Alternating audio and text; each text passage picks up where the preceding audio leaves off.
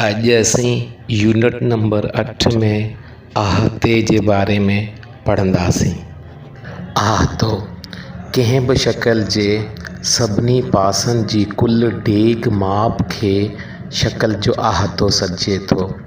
इलाइक़े जे चौधारी डेघ वारी माप इलाइक़े जे अहाते खे ज़ाहिरु करे थी। अहाते मापण जो एको साॻियो डेघ माप वारो एको आहे।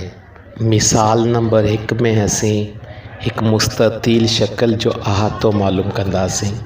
मुस्ततील शक्ल जे पासनि जी डेघ माप 6 सेंटीमीटर, 5 सेंटीमीटर, 6 सेंटीमीटर ऐं 5 सेंटीमीटर आहे।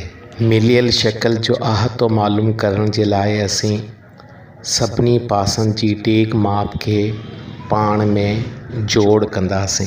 जॾहिं असां मुस्ततील शक्ल जे हर हिकु पासे जी डेघ माप 6, 5, 6 ऐं 5 खे पाण में जोड़ कयोसीं त असांखे जोड़ उपत 22 मिलियो। जीअं त मिलियल शक्ल जे हर हिकु पासे जी डेघ माप सेंटीमीटर में मिलियल आहे, तंहिं करे असांजो जवाबु सेंटीमीटर में ई ईंदो।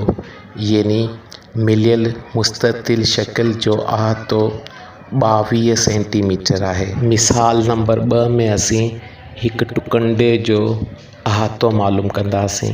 मिलियल टुकंडे जे हर हिकु पासे जी डेघ माप 30 मिलीमीटर, 50 मिलीमीटर ऐं 40 मिलीमीटर आहे। हाणे असीं टुकंडे जे हर हिकु पासे जी डेघ माप खे पाण में जोड़ कंदासीं। जॾहिं असां टुकंडे जे हर हिकु पासे जी डेघ माप 30, 50 ऐं 40 खे पाण में जोड़ कयोसीं त असांखे जोड़ उपत 120 मिलियो। जीअं त टुकंडे जे हर हिकु पासे जी डेघ माप मिलीमीटर में मिलियल आहे, तंहिं करे असांजो जवाबु मिलीमीटर में ई ईंदो। मतिलबु त मिलियल टुकंडे जो अहातो 120 मिलीमीटर आहे।